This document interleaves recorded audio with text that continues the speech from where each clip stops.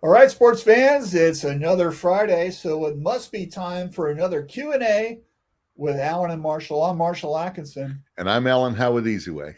and welcome to our show. And Alan's back. He was doing some good deeds last week. He had a friend of his whose son passed away and went to Yeah. his funeral, so that's a good thing by me. So glad to have him back, and it's Appreciate good to Richard support and your friends. So that yeah, I think that's really great. So appreciate Richard and Brian jumping in, talk about good friends we have, and yeah.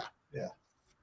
So anyway, so it's been a good week, busy week for me. All kinds of stuff going on, and you were driving around doing something this week, weren't you? Where were you? I was I actually took a little bit of a vacation on Labor Day. I went up north to the cottage. Took my nephew Miguel, who I've talked about on there. He's never been to northern Michigan before or in the woods, and so did the campfire, the s'mores. We went fishing the next day on the lake, and yeah, it was a good day. Did you take him out snipe hunting? Because I did not take him out snipe hunting on there because one, I don't like to be out there snipe hunting because there's mosquitoes, and well, and I don't want to have to explain to his mom how he got eaten by a bear. It was funny because in Ogama County, where the cottage is at, is actually known for the number one Sasquatch sightings in Michigan. yeah, Hilarious. and that's because they see you walking around the woods, or Oh, that's not me, but it's so funny. So his German shepherds are out there, and he goes, "Why does she keep looking out the window?" And we'd go, "Noodles, what do you see?" It's a squirrel. It's a Sasquatch. So she just knew there were Sasquatches out there. We figure, right? That's great. Yeah.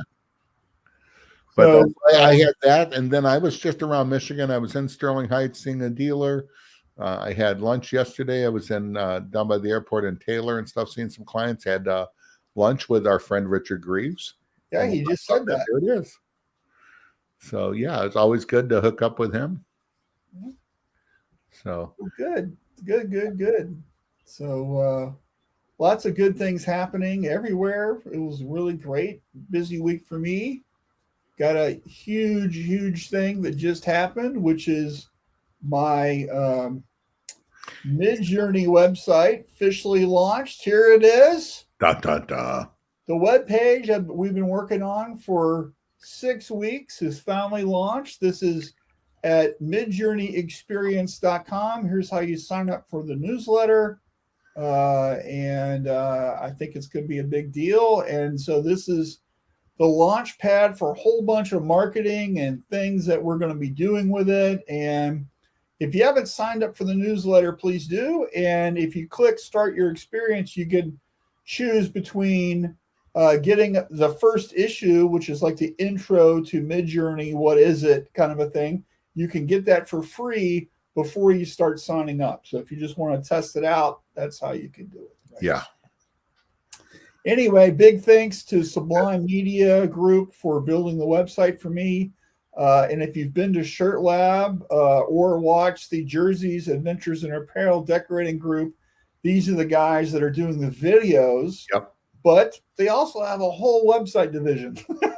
And they do a great job for us. They do a great job for us. And And anyway, so this is that.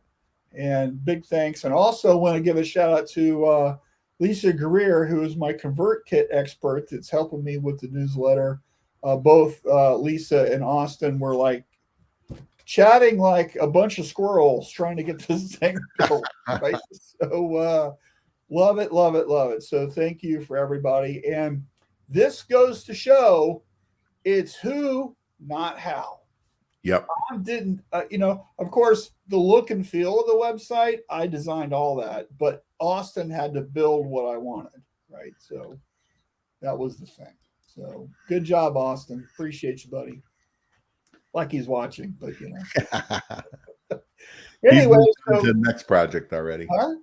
He's moved on to the next project already. Yeah, that guy's a busy guy, let me tell you. So anyway, so it was a good week for me. Lots of really great calls. Signed up 3 new coaching clients this week. Awesome. So thank you for everyone who signed up. And anyway, so let's let's do some commercials Yep. real quick and get that going, and then we can start our show. I'm having some issues with my mouse right now. I don't know what's going on with that. Oh no. I have a wireless mouse and it's got a little brain of its own today. I don't know what the deal is. Hold on. Here we go. All right. So we're going to roll a commercial and we'll be back here in about a minute. So thanks, GSG, for sponsoring us. As always, you guys kill it. They do every time. There we go. Over the last 70 years, GSG has seen many changes in the apparel decorating industry. But one thing that hasn't changed is our dedication to helping our customers discover what's next. As we continue to lead the industry, GSG is here to support your business with industry experts.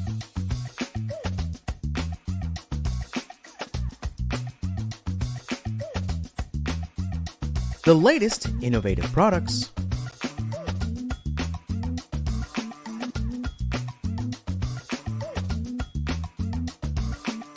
training services,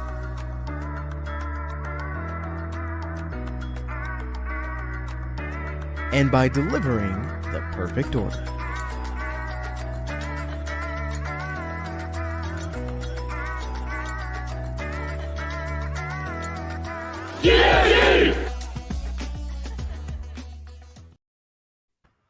All right. Digging it. Talk about audio people and people that do well, man. Daniel for GSG, man. Wish we had him, you know? Yeah. Well, we kind of almost do. We do at times. Yep. So anyway, big shout out to GSG. And by the way, ISS Fort Worth is next week. And I know GSG is going to have a big booth there. And I'm really looking forward to that show because M&R is debuting their new DTF printer at that show. So we'll have lots of stuff to talk about, I'm sure. By the way, I want to kind of show this real quick. If you're planning on going, here's my class. Sign up. I'm teaching a class on Friday at 1 o'clock on AI. So ChatGPT, Midjourney, and the Adobe stuff, Firefly and Photoshop, generative fill. There's a QR code right there. Click that or take a picture of that real quick and get signed up for the class. And would love to see you there. I think it's going to be a great show. And I know GSG is going to have a big booth and doing a bunch of stuff. So it's going to be a lot of fun. And so anyway, so big shout out to them and to M&R and everybody who's going to be at the show. I can't wait to see you guys. Would love, by the way, if anybody that watches this show is going to be at that show, let's have breakfast. Let's get some coffee. Let's go get some lunch. Let's hook up with me. And, if not, if you've got, those things are covered and you've got plans, at least let's meet up and, high five and shake hands and share some stories. So anyway, that's that. So it's going to be a good show. I'm sorry, I'm not going to be there. Can't do everything. But man, what a great. What do you mean? You can't do everything. Yeah, sometimes just can't. Again, like I said, great new stuff coming out from M&R. It'll be good for them. I'm sure you'll get some pictures and videos. Yeah. I'll be, of course, be FOMO, fear of missing out. So I'll be texting and calling Marshall every 20 minutes, going, give me updates. So next week we're still doing our normal show, time. I'm just doing it from the hotel room, and Alan will be in Michigan. So I will be in Michigan. Yeah. We might have a guest also. He's supposed to be emailing you today, Marshall. Oh, great. So yeah. But yeah, down at the show, Easyway's booth is going to be right across from GSG. GSG, one of our largest dealers.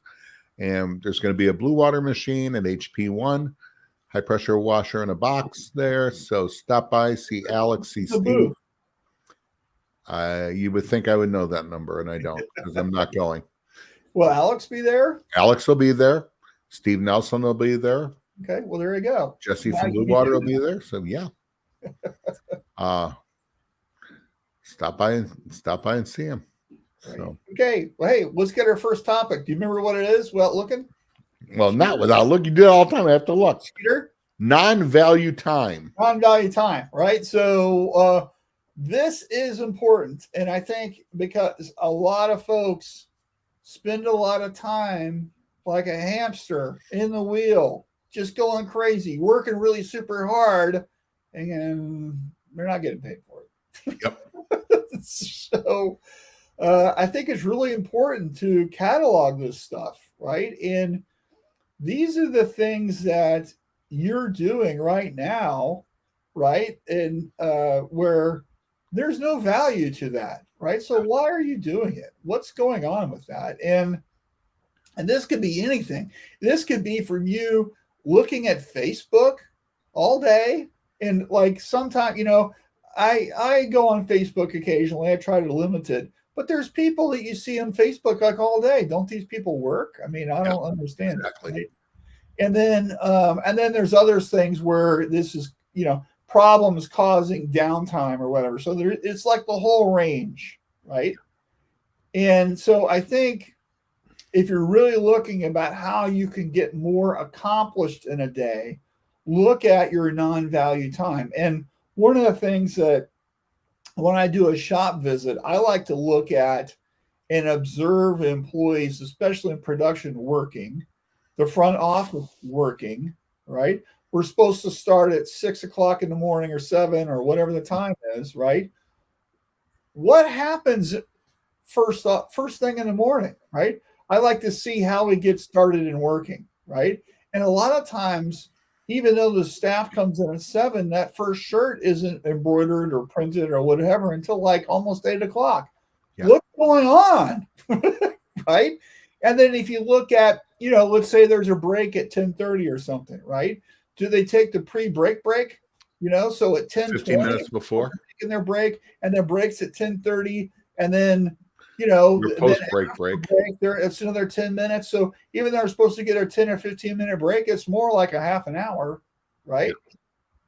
Before and after lunch is the same thing. So if you kind of look at all these things, that non-value at a time, that could be like a whole hour a day from every single employee. It just adds up, right? The reason why you're so busy sometimes you can't get it all done is because there's all this wasted time. Right. And that's just a cancer that needs to be excised, right? Yeah. Well, we all get caught up in non-value time, and it could be, like you said, Marshall, as simple as an SOP of, what is the, your downtimes, and that's what they are, downtimes. Staff is there at 8. First shirt's not printed, embroidered, or done till 9:30. Why is that? Yeah. Well, that's an SOP thing. We both work out of our office at home a lot, and man, how hard is it to get distracted of going, laundry needs to be done, grass needs to be mowed. Well, in your situation, dirt needs to be swept or whatever they do in Arizona. Rocks need to be arranged. And all that. Road runners need to be fed. But there's all kinds of things when you're at your house. So you almost have to have the discipline to say, I'm in my office at this time. The door's closed. I'm at work. Yeah. I come out for lunch. I don't do that. Before, we have been given, with all the technology, and not, I'm going to go real old school right now, but before cell phones and stuff like that and car phones, drive time was called. We didn't have these our entire lives? No, I used to actually, until a few years ago, actually remembered my you used to have a beeper. I had a beeper too. But we had a phone. We had payphone calling cards that the company gave us, and that's what we would punch in the numbers, and we wouldn't have to put money in. Because that's how we got messages. That's how we returned calls and stuff on the road. And in Michigan, it's wintertime, so you're pulling up next to these things and pulling the phone in to your car. It's brutal. But what we used to call, windshield time of driving, which is part of it, that was no pay time. It was called. We're not making sales. We're not making money. Some of my most productive to get phone calls out of the way. And if you've talked, I've talked to a lot of you that are listening right now on the phone from my car, because I'll have lists of calls. I was talking with you yesterday on the phone. In your Absolutely. And you know what? It has given me, I actually do better in my car on returning phone calls. And that keeps me caught up. That keeps me going. Now, hold on. Do you have like the whole salesman desk thing next to you, like on the console? No. You know what I'm talking about. No, I don't do that, because I try not to write. I might have a little piece of a notepad or something if I have to jot something down real quick. But I use either in person, in monitor, or a headset, so I'm watching the road all the time. Yeah, right. I just use, when I drive and talk, it's just the car. But I used to, like, my car now is doing fine. When they first came out, man, it sounded bad a lot of times. So I actually had those trucker Blue Parrot headsets that I would wear. Yeah, I've had those before. That was my ear. They work great. But it's all about putting value to what is called no pay time. Yeah. So also non-value time, and ex-art director here's what I hate. Hey, can you do 2 or 3 designs and we'll pick the one that we like? No. Yeah. And the reason for that is because let's design one that you really like, and I'll ask you better questions, and we'll just do the work once. And the reason why that you want to go that route is because they're not paying you for the second or third design. Yeah. Right? That's not rolled up into the price. Oh, you want 2 or 3 designs to pick? Sure. $500 a pop. All day long. Yeah. I'll happily do that. Right. So, however, now with apps like Midjourney and stuff, you can really blow out 2 or 3 designs in 2 seconds, and it's easy. Right. So, but I still only like to do things once. Right. So let's ask people, what are the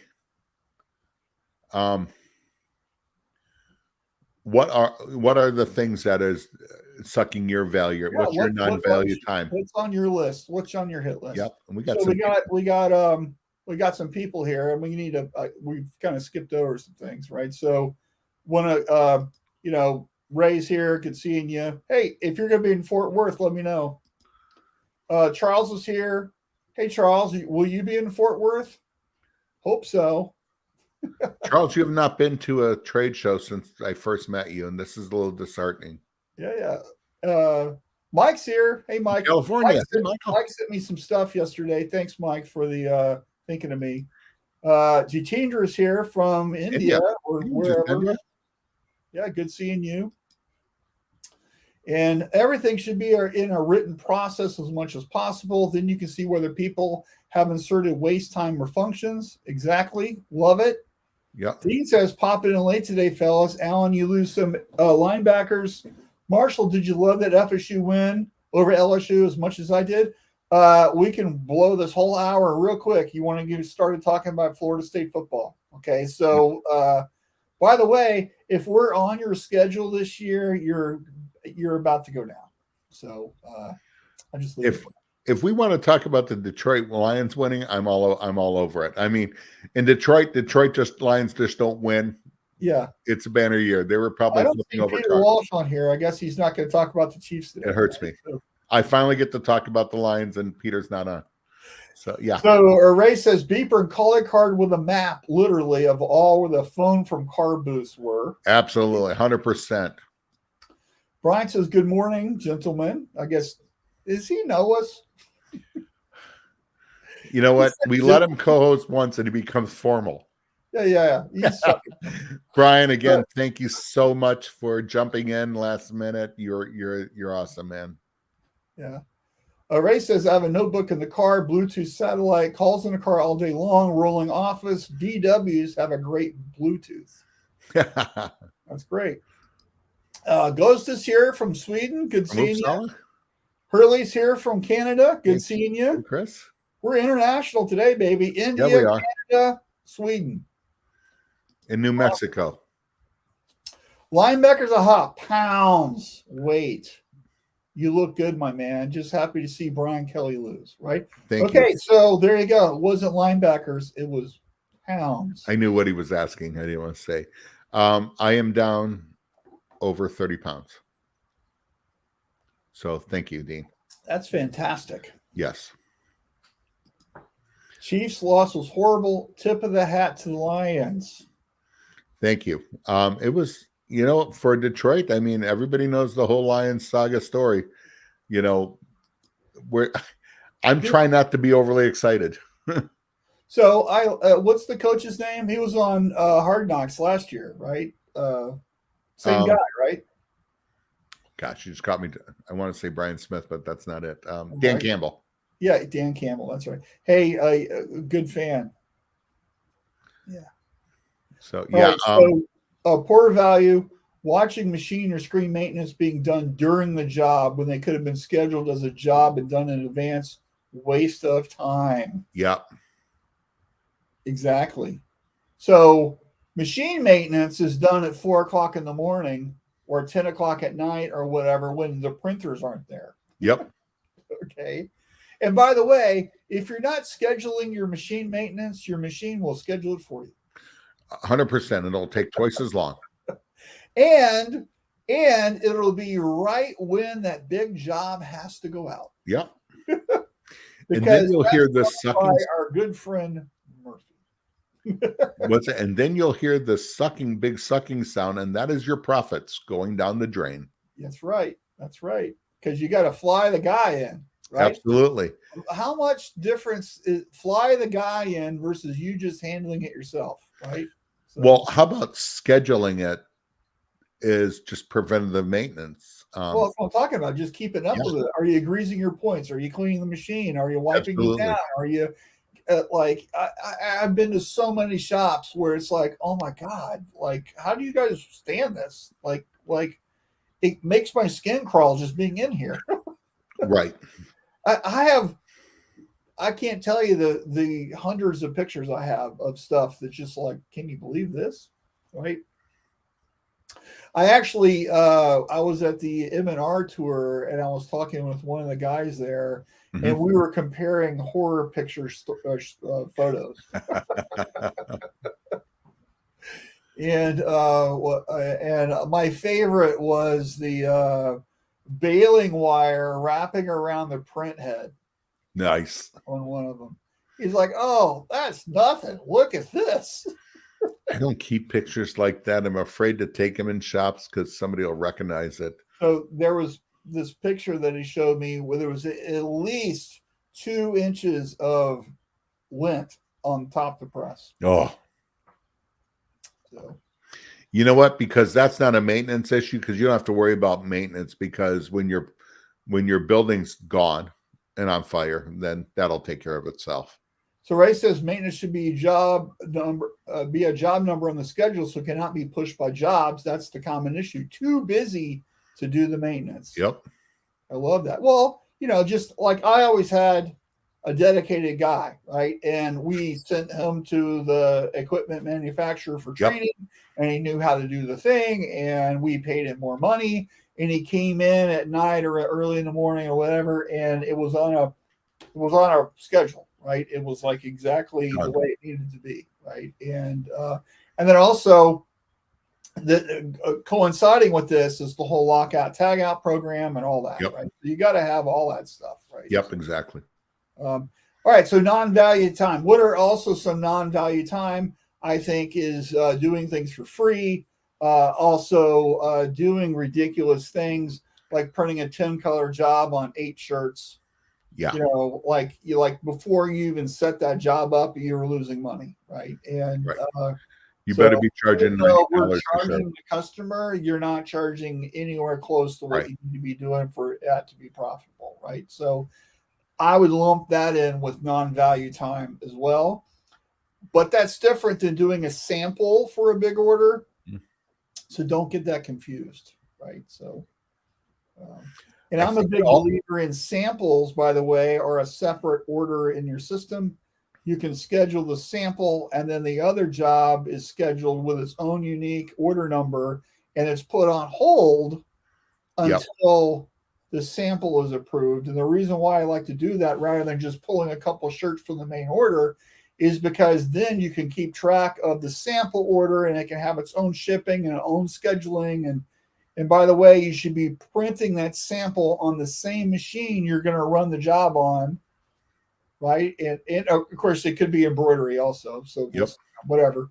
But you need to do it on the same machine because that way it's exactly perfect, the results that you're going to get, which means, of course, that you're only going to be printing 2 shirts or whatever, or embroidering 1 shirt on, even though you got a 12-head machine or whatever it is. You got to do it that way just to make sure that it's going to line up with what the customer expects. Yep. Right? Because if you print that big order sample on your manual, you'll never hit it on your auto. 100%. So I know a couple shops down in Nashville that deal with the music industry. They'll have everything set up. They'll do the print. When it's approved on their end, goes over, natural light, camera, bam, pictures sent over, approval, start the job.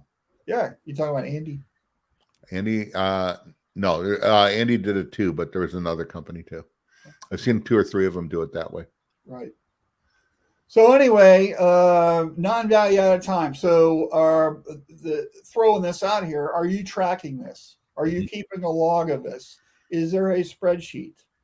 And are you looking for this in every single department? It's not just production. Okay. This could be sales. Yep. This could be purchasing. This could be receiving, right? You're going to have some of this, for example, cleaning is non-value time, right? Right. But how can we do things better? What do we need to do it efficiently and effectively, right? Is there a process? What are we doing, right? Really looking at this stuff is going to help you achieve more every day because you're minimizing this, right? And we want to be adding more value. So how are we adding value to our customers? Right. Yeah, 100%. 100%. Yeah, right. I know up north here, it's going to start getting colder sometimes. It's like, well, we had to wait for the dryers to be warmed up. Your supervisor should be there. What's that? Come in 30 minutes earlier. Absolutely. And I know Jonathan Tynes. Oh yeah. Back when he was still printing, he outsources everything now, but back when he was still printing, he had his dryer on Bluetooth and he could start it from his phone on the way to work. Yep. Perfect. And by the time he got there, it was already rolling and set up and, Well, I think on no value time, Greg Hitson still was the best. Screens were made the night before. They were ready. Everything was kit packed and ready to go. Yeah. Well, I'm a big believer in doing the scavenger hunt the day before, but I like screens burned 2 days before you're going to start production. Nice. 2 business days, because the day before is when the production guy is going to reach for the screens to stage it, right? So those screens have to be ready, and we can't predict when that's going to happen. Got it. That's why I like to have it 2 business days. Right. Yep. So. Very good. All right. Remember what our second? Well, it's the opposite of this. It's value added. Huh? Instead of none, it's value added pricing. Value added pricing, right? So what does this mean, Alan? I have no idea. I'm new to this. You know what? It's the value that's added. It's self-explanatory. You're coming with a product, a service, or something. What more are you bringing to the table that makes you just not another printer, another deal? Are you a problem solver? Are you a solution there? If I'm not a great sales guy, I sell chemical. But you know what I do more than that? They have a screen issue. I'm right there. I have people call me still all the time for screen issues, for emulsion issues, for ink issues and stuff. That is value added that I bring to it. And that is not a sales guy. That's a partner now. Yeah, right. And when I'm asking them, what are you thinking about this? Are you doing DTF? Are you thinking about this? It's just about their whole business. Because if they're successful in their business, I'm successful in my part of their business. Well, we had a big discussion about this on the Tuesday Shirt Lab Q&A call, right? Mhm. And so one of the things that I think a lot of people don't think about or they kind of miss is everybody thinks that they have to be cheap in order to get Right. customers. Okay. So the customer won't pay for that. Right? It's like, well, my response to that is you're talking with the wrong customer. 100%. Okay. And because customers will pay for whatever you're thinking of, doesn't matter, right? You just need to find the right customer, right? And so I often use examples from other industries, right? So the one I use a lot is there are Dollar General, dollar store type customers where it's just everything has to be the cheapest thing it can possibly get. Yep. Right? And then there's Nordstrom's customers or name your high-end store, right? And so there's people in other industries, right, that will only buy a 12-year-old used Buick, right? And there's other people who want the top of the line Mercedes. Who are you selling to? Yep. What are you selling them, right? And so what you're doing has to be in alignment with what they want. Your pricing also has to be in alignment with what they will pay. 100%. Right? Because you can have really fantastically awesome stuff, but somebody that's top level, right? If you're not charging enough, they won't buy from you just because they go, what if it must not be worth it? Yeah. Well, here's your pricing has to be in alignment with your customers, right? And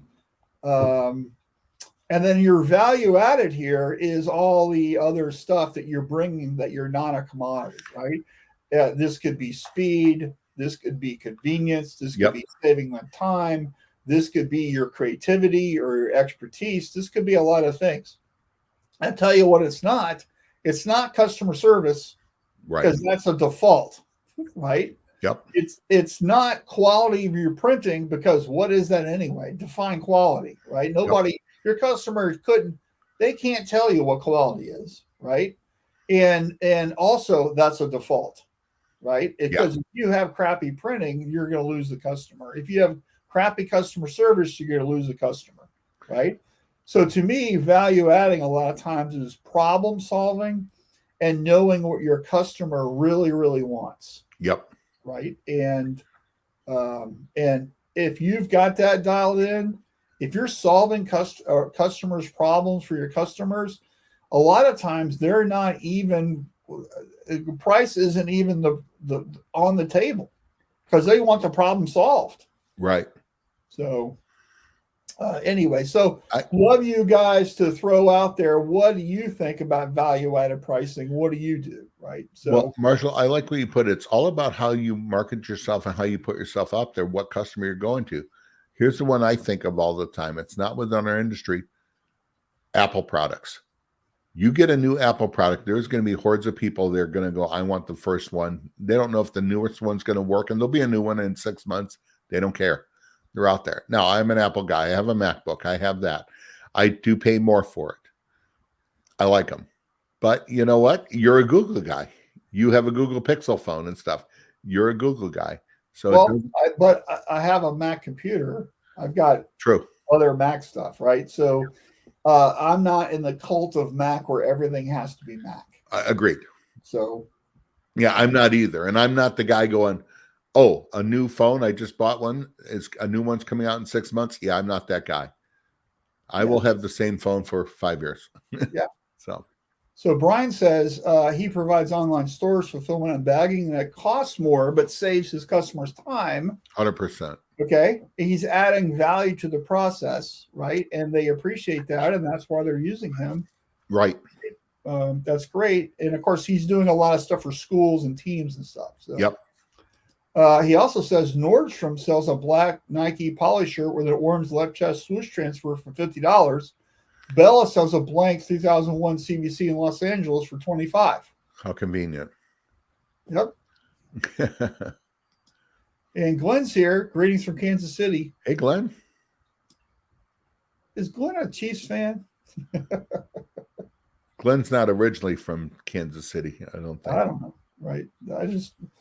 rather than a little. I'm not sure. Glenn, where are you originally from? I want to say New Jersey, but I don't know that that's true. Yeah. So, anyways. He does kind of have a New Jersey way of talking, doesn't he? Well, okay, ouch, that hurt. Well, I know that because when I first met Glenn, he worked for a company that was based out of New Jersey. Yeah, right. And but he could have been out of the North Carolina branch too. I don't remember.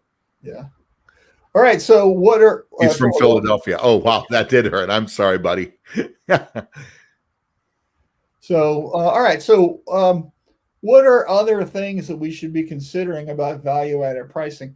How are you thinking about ways that you can get more money, right? And I think this is really important in this day and age because we need to be different than our competition, right? Yeah. How are we different? What do you do that is remarkable? And the word remarkable is important here because remarkable means other people are talking about you. What are you doing that's driving that? That people go, oh man, you got to use my guy. You got to use my gal, right? This is what they do, blah, blah, blah, blah, blah, blah, right? Right. And if you're really good at this stuff, you know, if you're adding value to what you do, your customers will recommend you. They'll talk about you. They'll do a lot of things for you. And if you can get your customers to be your brand evangelists, right? Mm-hmm. That makes your sales and your marketing so much easier because you don't really have to work as hard. Now you have to work on your execution and all this stuff. That's where the effort is, right? So agreed.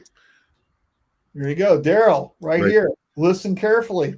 Here's a guy, number one, adding value is Daryl. He does such a great job with that. Well, and it's listen carefully and ask the right questions.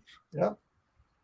Dean says, big value benefit I had in my era was being an artist and willing to improve upon supplies, designs, or designs from scrap to not only give a nice product, but one that looked cool and would be worn multiple times is the easiest upsell once they could see past work and his capability. Yeah. Good comment, Dean. All right, cool.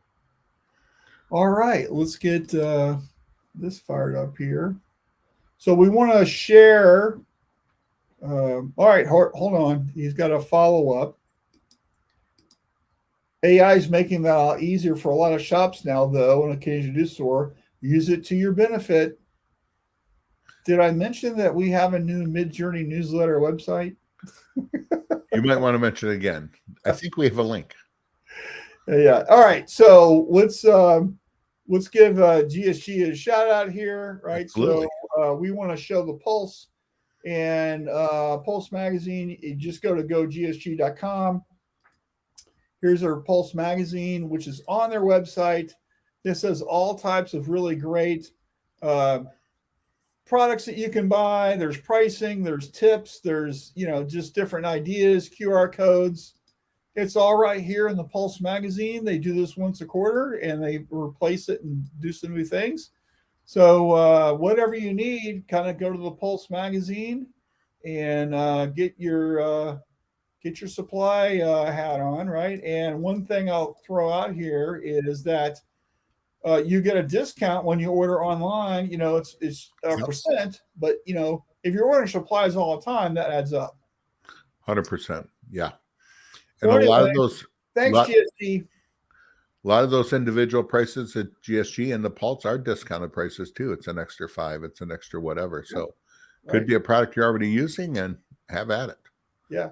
So, anyway, here's another example, Marshall, of a great upsell marketing tool right there. What do you mean? The Pulse for GSG. Oh, yeah. Okay, great. Sorry. I'm a little fuzzy today. I need more coffee. So, all right, cool. So, what's our third topic? Do you remember? Quit looking. I have to look. It's such a cheater. All right. End of the year purchases. End of the year purchases. End of the year. All right. So this was your topic here, Alan. Mine. Why are you bringing this up? Well, because what happens every year, end of the year, and people say, no, I'm just not that time. I got to get with my accountant. If you haven't gotten with your accountant, don't know where you're at yet, shame on you. Get with it. I was talking with somebody the other day, right? And I go, it was a prospective new coaching client. And I go, well, okay, what were your sales last year? What was your gross and net profit? And the guy told me, I don't know yet. My accountant hasn't told me. Yeah, unreal. I go, you realize it's September. Yeah. I'm like, you need a new accountant. What's going on? Right? Well, just throwing that out there. Right? Exactly. So what happens is always the accountant says you need to spend more money. Yeah. And by doing that, those are capital purchases. And when you go to capital purchase going, okay, great, I'll buy a new exposure, a new press, a new auto reclaim, a new, widget, whatever. A new blue water. Exactly. Shameless plug. Call Alan, by the way. Where's my email? Right there. Just email me. We'll get you hooked up. But anyways, to do that, whether it's a new press or whatever, there's some time involved. And for you to get that, you have to have that product, 1, ordered, 2, delivered, and invoiced by the first of the year. It doesn't have to be set up, but you have to have that. Have to take delivery on your floor. Yes. And what happens every year is going, I need to buy this. When can I get it? Well, it's 11 weeks out. That puts you at February. I'm sorry you called me at, December 15th. Yeah. Right. So start thinking. So what you're saying, Alan, is people should plan. Yeah. We should talk about that every once in a while. We should be planning, right? And you know what? Here's the thing. And we say that sarcastically, like everybody's failing at it. We don't think you're failing. It's busy. We get busy and focused, but we've got to expand the focus now. We are in September already. Unreal. September. I can't believe it's September. Unreal.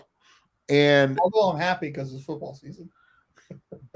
Did we mention FSU? Let's talk about FSU.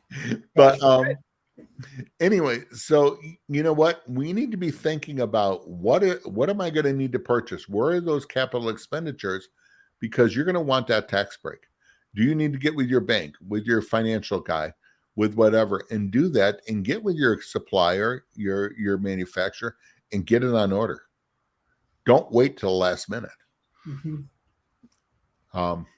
So I don't know if that's something that, how many people think about that? I know a customer that orders large every year at the end of the year. So one of the things that back when I was running shops that I historically did was I had a spreadsheet, and I had what we were doing every month for impressions for labor, all that stuff on it. And then I would track year over year, right? We're consistently 8, 10, 12% busier every year, right? So next year, what is that going to mean with an impression count? And that's just an embroidery or screen printing or whatever. So if all things remain the same, if we're going to have 10% plus growth next year, here's how you not have so much overtime is you add another unit. Okay. Yep. And on math, on a spreadsheet, I could go, here's what the equipment payment's going to be. Here's what the extra labor is going to be. Here's the amount of impressions that we're going to average. Ding, ding, ding, ding. Does this save us money or does this cost us money? And almost always it saves money, right? So if you're keeping track of this stuff, right, that's the beauty of a spreadsheet. Mm-hmm. If you're just every month putting your numbers in and whatever, you can do what I call the what if. What if, what was hers thing? What if a guy, right? What if a guy? Yeah. What if a guy made a spreadsheet, right? So he could predict the future, right? Yep. So I did this all the time. I tried to predict overtime. I tried to predict what things would and also, way back when I ran a big shop, and I would do all my labor projections usually in November, and then I would present to the owners in December. Here's what I see for next year, right? And it took me like almost the whole month to figure this out. And so this is one of these things where if you keep track of your data, if you keep track of the stuff, you can say, hey, this is what I see. Here's what I need for like screen room. How many screens are you using a day? Now, if you're growing your business and you average 2.5 to 3 screens of design, how many location, how many locations do you think we're going to be adding to next year, right? And then how many screens do we need a day more? How many do we get out of our machine now? Because so is this a second shift? Do we need to go up in our quality and speed of the machine to keep up, right? This is how you make these infrastructure decisions because you have the math. Yeah.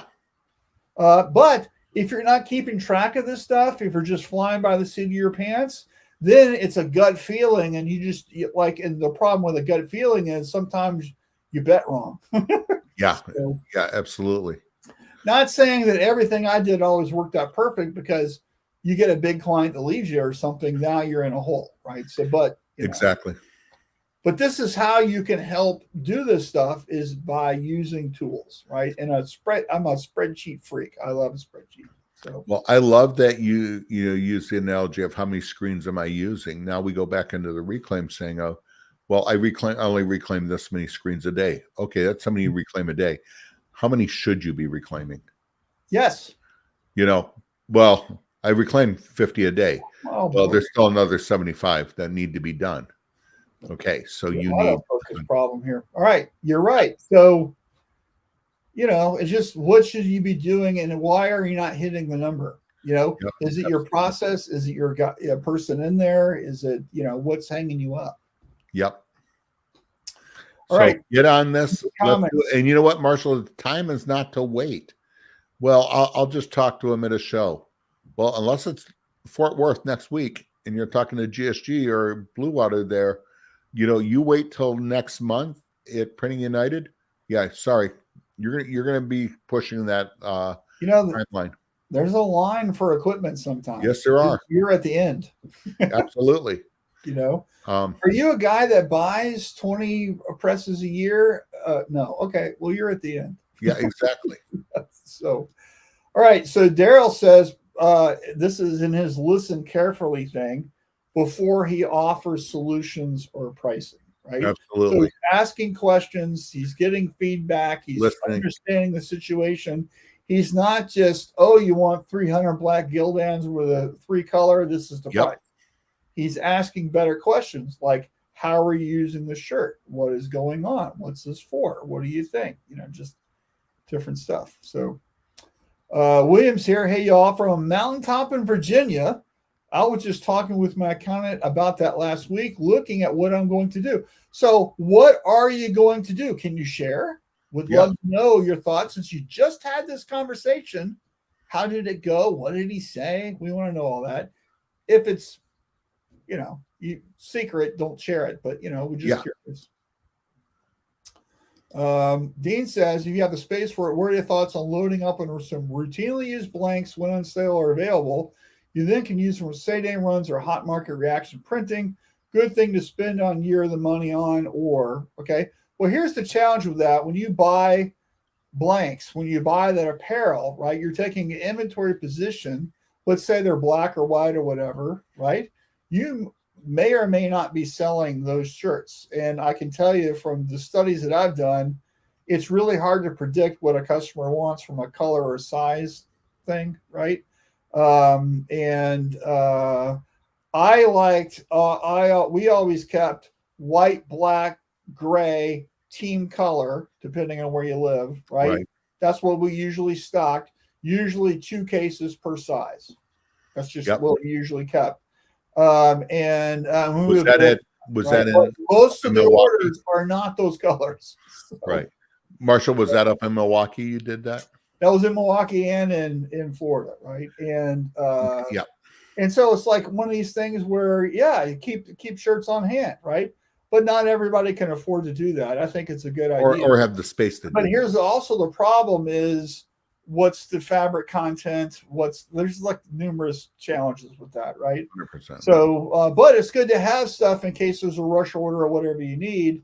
And the challenge, I think, also with that sometimes is, I can order today and the shirts are here tomorrow. Why do I need to buy them now? Right. So really depends on where you live more than anything, I think. Yeah, and what your market and what your shop is set up for. Right. Because not all shops can do that. Not all shops have the space for it. Space is another consideration. Space is huge. Also, money, right? You got the money and cash flow. Absolutely.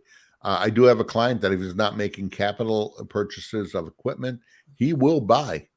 Like, okay, I'm buying emulsion for the wintertime because he does not want to run out. I am buying white ink. Well, as some product, you can't ship it when it's below freezing, right? Correct. So that makes sense. Anything 28 degrees or less, emulsion shouldn't be shipped. So yeah, stencil removers, degreasers, same thing. They have water in them. They do not freeze well. Yeah. Don't have that's a lie. It's not that they don't freeze well. You freeze them, they die. Yeah. So plain and simple. So yeah. So Brian says, how do you make up or predict for big change? We're doing 5 times more business right now than we were last year. I would say use a rolling 3 or 5 year average, right, is a good kind of thing. And then be really conservative, right? So, what do the numbers tell you? And then what if you just said, we're gonna look at maybe doing 8 or 10% of what that is. Right. Right. And you're not 5 times the business every year. That's just crazy. Okay. Maybe it's great, right? But is that going to be sustainable? So what I would say is try to just look at your numbers and what do you normally average, and then do just a little more than that. And what does that tell you? That's what I would be looking at. So, yeah. And Brian says he's outkicked his coverage with marketing and sales. That's great. It's a great problem to have, Brian. Yeah, great. And what are you doing? That's marketing and sales that's giving you 5 times that growth. Would love to understand that and share with everybody, right? So, and then William says she gave me homework. Okay, right. Good. That's a good accountant. Gave you homework. All right, where are we on time? Oh my God, we're almost over. Hey, good discussion today, guys. We just blew past this hour, right? So our last topic today is inspiration sources, right? Something happened to Alan yesterday that I think is just so wonderful, and it made me think about where do we get inspired from. And so, Alan, do you want to show off a little bit? So I will. So we talk about tools all the time. Marshall and I do that. If you can't measure it, you can't control it. And when I was with a different company, they gave me every tool known to man. They were the companies and stuff. And I loved it. And I used them religiously. Since I left that company, I thought I'm going to create my own toolkit. Richard Greaves has that, Ray Greenwood, Charlie Tyler, Marshall does and stuff. And I'd done a poor job on doing that. So yesterday I had lunch with our friend, Richard Greaves, and Richard has been, I will say the story and he's listening so he can be embarrassed. When I met Richard, when I was 20 years old, I was brand new in the industry and knew nothing, literally nothing. But he showed me how to use a M1 roller frame and how to stretch that, so I could do that. And M1s, that you have to look that up in history books. But yeah, so he showed me how to do that. At that time, in the Screenprinting, he was already, and I tease him, he was already the Richard Greaves. He had a monthly column in Impressions magazine, or in Screenprint magazine, Greaves on Garment, and went forever. And then we became friends. He was a cheerleader to me, to encourage me to write, to speak, and everything like that. And Richard is now my friend and a mentor. So I was telling him I need tools, and Richard has all kinds of stuff. And so he has all kinds of stuff. He does have all kinds of stuff. So he gave me this tension meter because I needed one. And it's not just a tension meter, though. It is not. This is one from Serigraphica. It's not a Newman one, which are still probably the best, but this is an older one. And I think it's a Cerameter. This was, I think Tetco is the ones that sold those. And this is super heavy duty, but more importantly, Richard gave this to me. This was Joe Clark's tension meter. Richard gave it to me. He says he wants nothing for it. He knows he's getting a check in the mail for it. He gave me a moisture meter too on there. Just because we're friends, but yeah, he's getting paid for it. But you know what? How inspiring that I'm, in the last quarter of my career, Richard is still always will be the Richard Greaves. And, how inspiring not only did I can go to a friend going, hey, yeah, we buy used stuff all the time. Tension meters, got to have them. And he's helping me, but how inspiring of the one he picked out for me. I just think it's great that it's Joe Clark's. Yeah. Meter, right. That's like having, Eddie Van Halen's guitar. Richard won't part with that. So, what? And so we've talked about inspiration sources. So, Richard has always been an inspiration. I remember being young in sales and these guys, it was I met Charlie about that same year for the first time. He doesn't remember it only because he had a company called Bullseye Screenprinting Supplies, and they were right across from us at a show, a printwear show or a SGI show. And he was there, but it was Scott Fresner and Charlie Talib and Richard Greaves and Joe Clark. These guys were speaking, and Mark Coudray. And you were talking about Marshall being in one of Coudray's early seminars. Yeah. And there were 400 people there. And back then, that's what it was. There were hundreds of people in these seminars. There's a lot of people who inspire me in this industry. It's a giant list, right? And, Richard's one of them just because he's such an awesome, nice, and helpful guy. And he just makes me want to be better as a coach and a consultant, just knowing him. Right. But, one of the Coudrays is probably,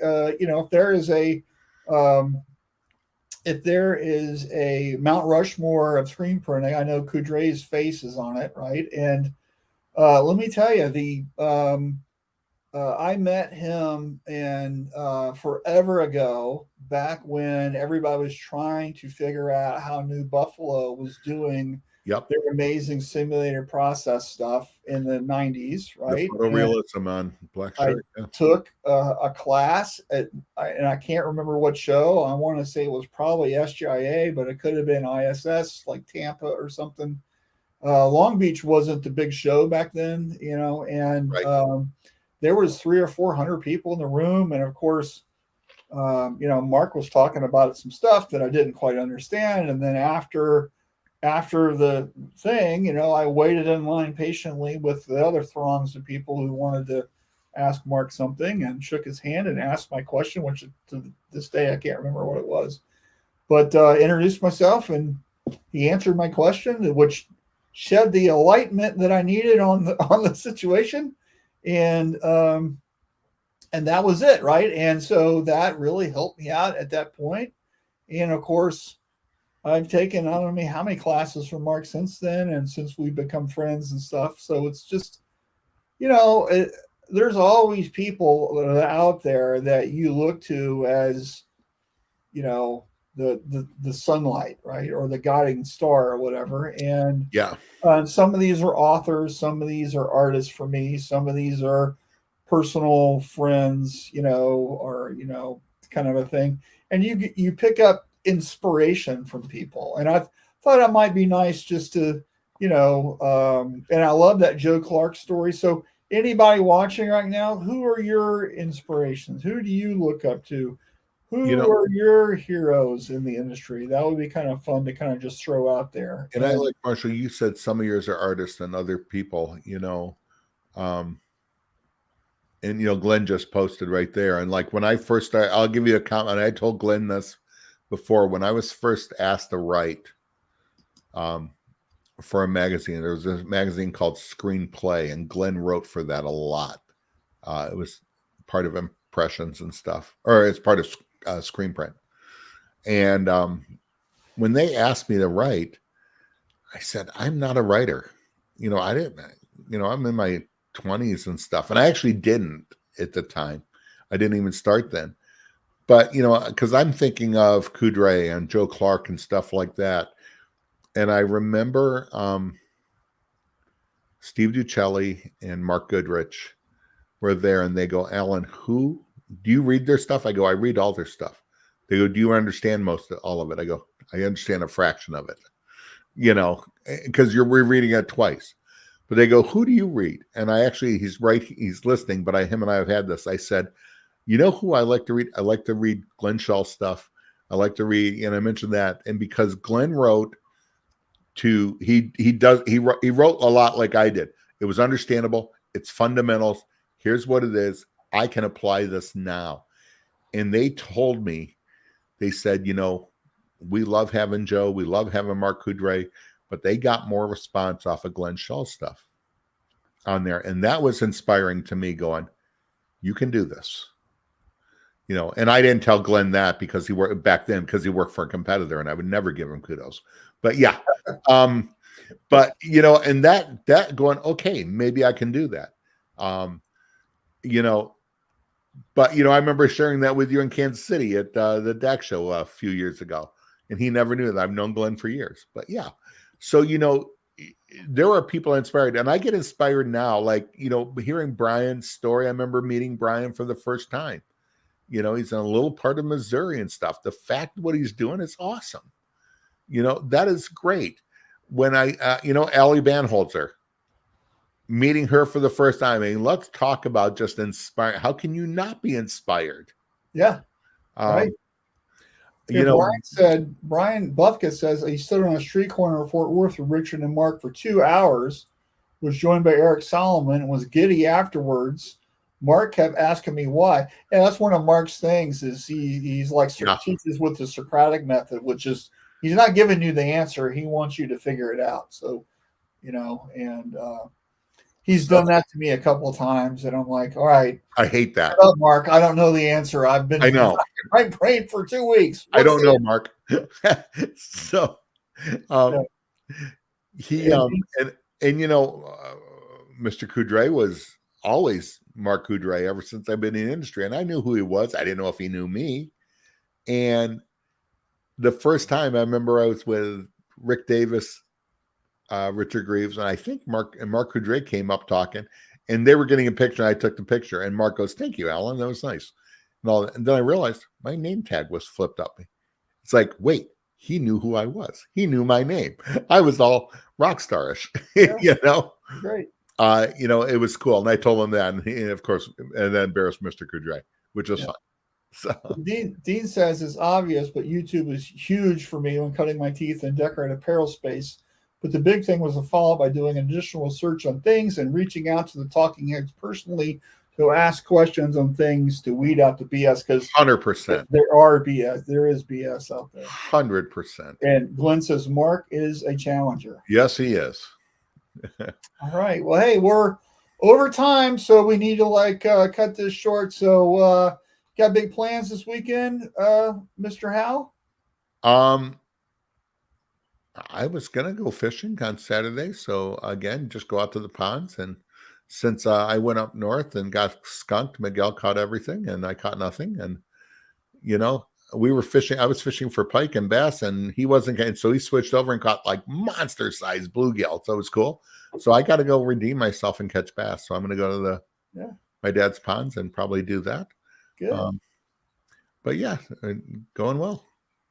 So I have a new roof finally. So my house, because remember my house was destroyed by hail over a month ago. Right. They started on that, so the roof has been replaced. Yay! Good. So, what about you, Marshall? Well, I'll be prepping my Fort Worth presentation. Probably roll through that a couple times. I like to talk through a presentation at least 6 times before I give it. So I haven't done that enough with the one that I built yet. So I got some practicing to do. And then watching Florida State beat the crap out of Southern Miss.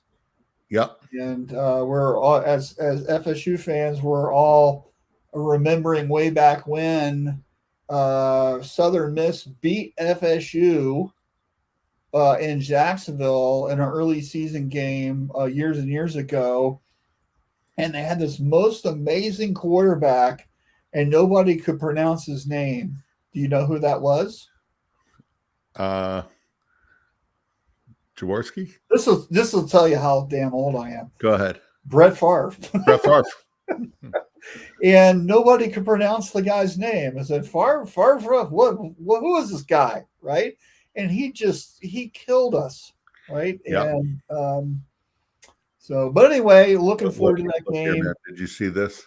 No. Yeah, that's great.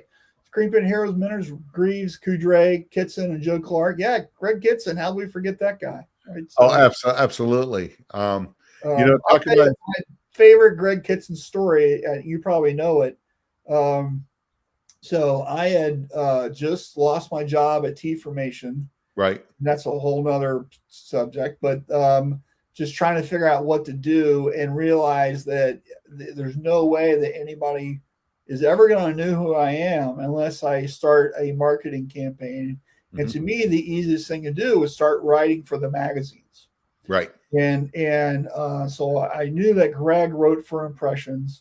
I never met the guy, and I went and invited him for coffee at the ISS Orlando show, and he graciously accepted, and we had some coffee, and I told him what was going on, and he goes, "Hey, no problem. Let me introduce you to the Impressions staff." So he walked me over to the booth, introduced me to Marcia Derryberry and Jamar Laster. And they said, "Hey, I want to write." And they said, "Have you ever been published before?" I go, "No." It's like, "Well, what makes you think that you could write?" It's like, "I wrote really good papers in college, right? I know some stuff." And they goes, "Well, why don't you write an article or two and send it in? And if we like it, we'll publish it." And they published every single article I ever sent them. Yep. And Jamar was my editor. He has since moved on, but they rarely ever changed anything, right? So it was kind of fun. So I'm not as accomplished a writer as you. So mine first one was Mark Buchanan at Printware, and he came up to me, and I was in a longer story, but Doug Grigger, who's not in the industry anymore, and James Ortolani sicked Mark on me saying, "Alan needs to start writing." And he comes up to me a show, and we're talking about it, and I'm trying to throw up roadblocks why I don't want to do this. And I said, "Look, man, I can't write.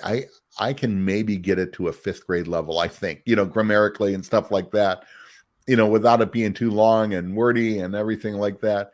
And he looks at me, and he's so funny, he gets real close, and he goes, "I don't need you for your writing ability. That's what I have journalists for. I need you for your technical." He goes, "If they knew screen printing, I wouldn't need you either." But it was so funny. He goes, "Write it as you see it, send it in, we'll edit it up." They send it back to me. I'm going, "We can't say it that way because of content. Here's what it means." And we changed stuff, and you just learned.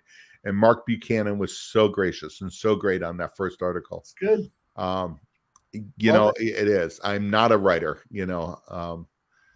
but it was so awesome when he said, "Hey," and it was more like, if you were a journalist, what would they need me for? It was I'm a big believer. If you can talk, you can write. Oh yeah. So, if you know how to speak, you can write. And a lot of people just get hung up, right? So, all right. Well, hey, we got to end the show. I got stuff going on. So, have a great weekend, everyone. Appreciate you guys watching or listening. Yep. And, be safe.